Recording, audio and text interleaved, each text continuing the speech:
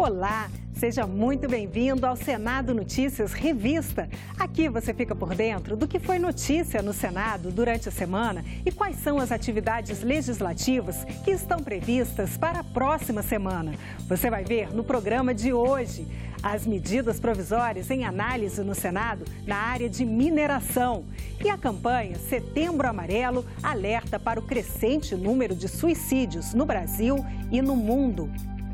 O Senado Notícias Revista começa agora.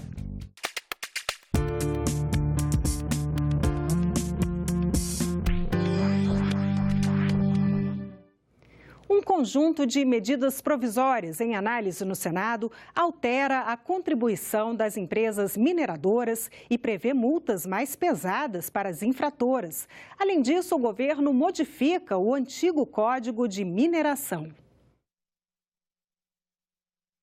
Nonito guarda na memória histórias de lavras e garimpos, onde a riqueza não passa de ilusão.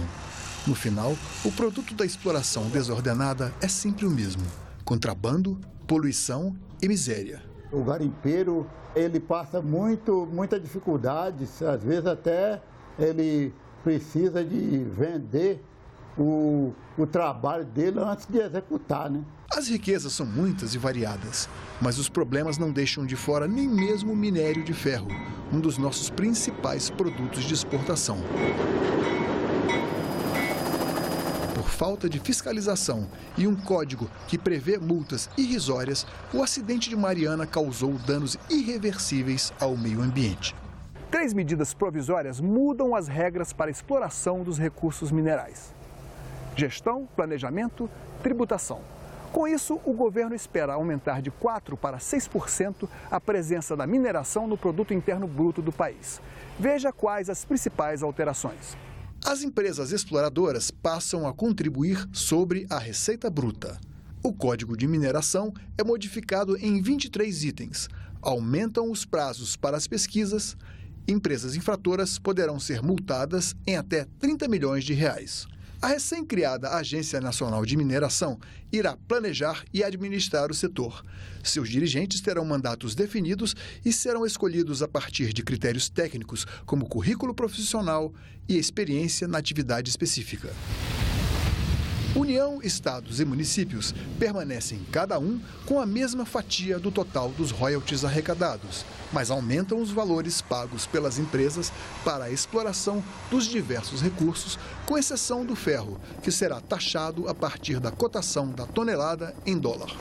Com as novas regras, o governo tem a expectativa de criar até 2 milhões de empregos em 2018. Se assim se confirmar o potencial geológico que existe na área, é possível vislumbrar uma visão de futuro, a harmonização de interesses que assegurem a permanência das pessoas que estão lá no local. Ambientalistas, no entanto, alertam que as mudanças trazem riscos para as reservas florestais e as populações nativas. Não tem como abrir isso para exploração empresas internacionais sem haver um planejamento, né? Como é que isso vai se dar, né?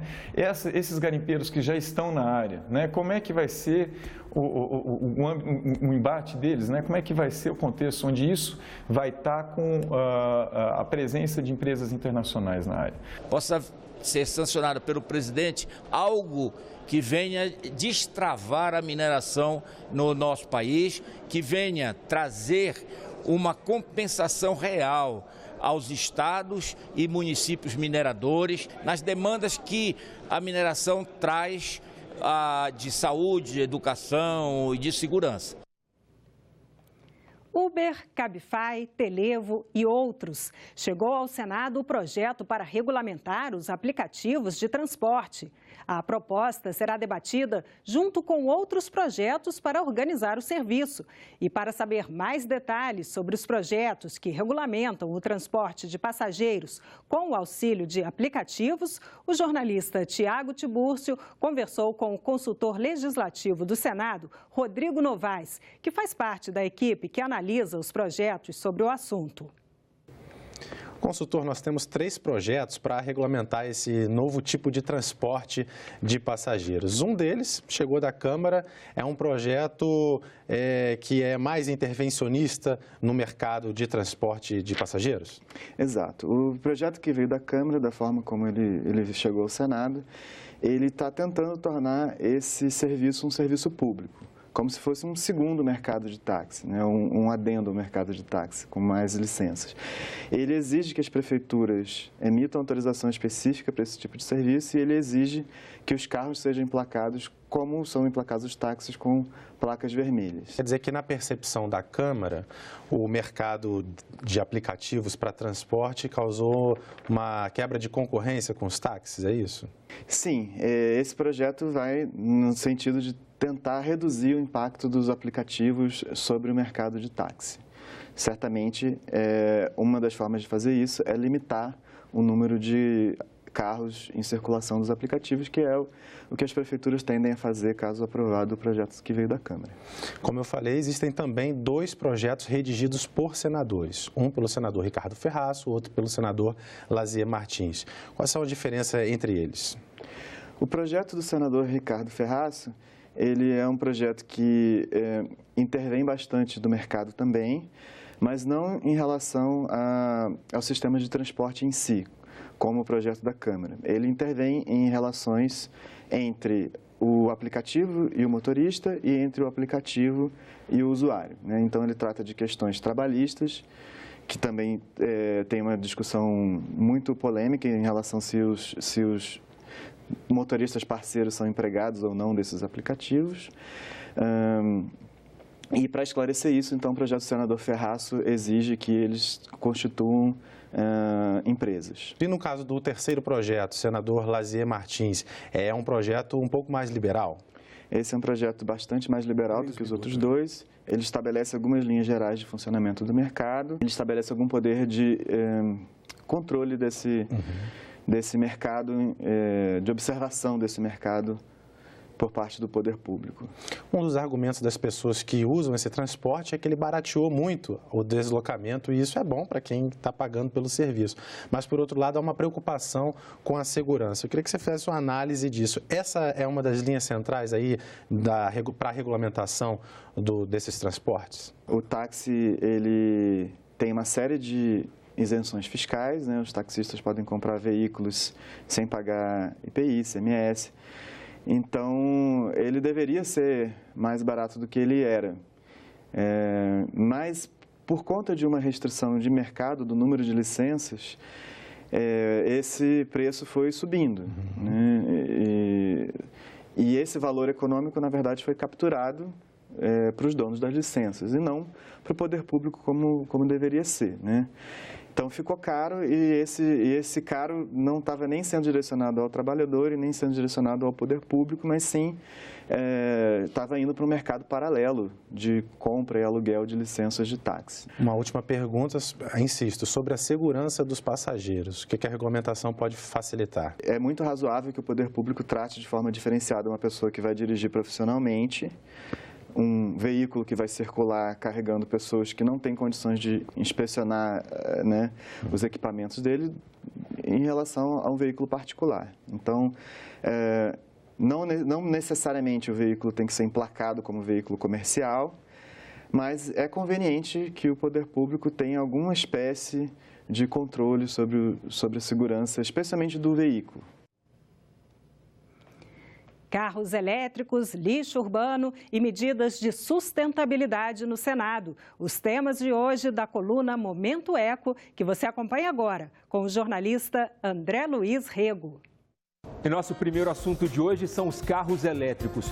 Uma pesquisa divulgada nos Estados Unidos recentemente mostra que os veículos elétricos vão responder por 33% de todos os veículos leves de passeio do mundo até 2040.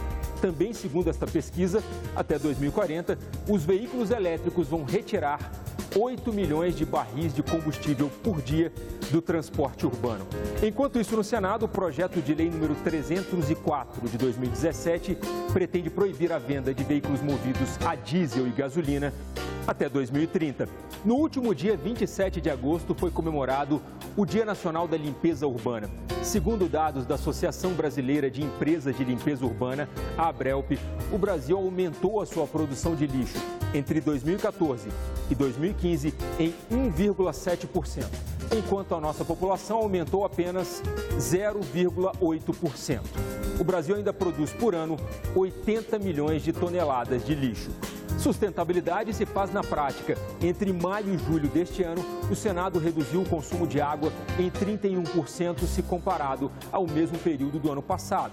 O consumo de energia caiu em 4% e o consumo de folhas de papel A4 em 8%. Os dados são da Sinfra, a Secretaria de Infraestrutura da Casa. Este foi o Momento Eco de hoje. Até semana que vem. Chamar a atenção para o crescente número de suicídios no Brasil e no mundo. É o objetivo do Setembro Amarelo, uma campanha mundial da qual o Brasil faz parte desde 2014. Várias organizações participam do evento, como o Centro de Valorização da Vida e a Associação Brasileira de Psiquiatria. E o Senado também faz a sua parte. Tensão, angústia, desespero. A dor não compartilhada, o sofrimento da alma que em alguns momentos da vida se torna insuportável. A pessoa começar a ficar tristonha, tendendo ao isolamento, sem vontade de participar das coisas da vida que normalmente a interessava. Ela não consegue conviver com aquela dor e ela acaba se isolando ali dentro dela de uma forma para tentar conviver. Atrás do véu de silêncio que esconde um tema tão delicado, estão números que comprovam que o suicídio já se transformou em um sério problema de saúde pública. A cada 40 segundos, uma pessoa tira a própria vida em algum lugar do planeta. Aqui no Brasil, são 32 suicídios por dia. Já somos o 8º país em número de mortes desse tipo no mundo. Para tentar mudar essa realidade, é preciso falar. No Centro de Valorização da Vida, CVV, que tem unidades espalhadas por todo o país, tem sempre alguém disposto a ouvir, acolher, dividir o peso da dor. No momento que você vai falando, você vai reordenando o seu pensamento, compreendendo melhor o que está se passando dentro de você. Tanto que às vezes acontece da pessoa falar que quer se matar e aí quando você faz isso, então assim, a angústia para você está tão forte que você pensa em se matar. Ela fala, não é isso que eu estou pensando. Porque o próprio processo da fala fez com que ela refletisse sobre aquilo de uma outra forma. Não é que ela queira morrer, ela não quer viver com aquela dor. Segundo a OMS, 9 de cada 10 casos de suicídio poderiam ser evitados, principalmente com a ajuda e atenção de quem está por perto. Nós temos que trabalhar, de um lado, procurando identificar aqueles casos de depressão, procurar tratá-los, procurar trabalhar na sua prevenção e, acima de tudo, na conscientização das pessoas. O alerta amarelo vai estar nas cores do Congresso e em ações espalhadas pelo Brasil durante todo este mês. É uma forma de chamar a atenção para o problema, fazer com que cada um e todos sejamos o olhar atento aos sinais da dor que o outro já não consegue segurar sozinho.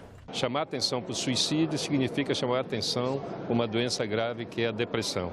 Qualquer sintoma de depressão é fundamental que a pessoa procure um médico. O suicídio não é um ato, ele tem um início que começa com a pessoa mudando de comportamento, com tristeza, vai à depressão e acaba cometendo o suicídio. É um assunto que é meio tabu, inclusive, para se discutir, né? É só com o alerta à população que a situação vai mudar.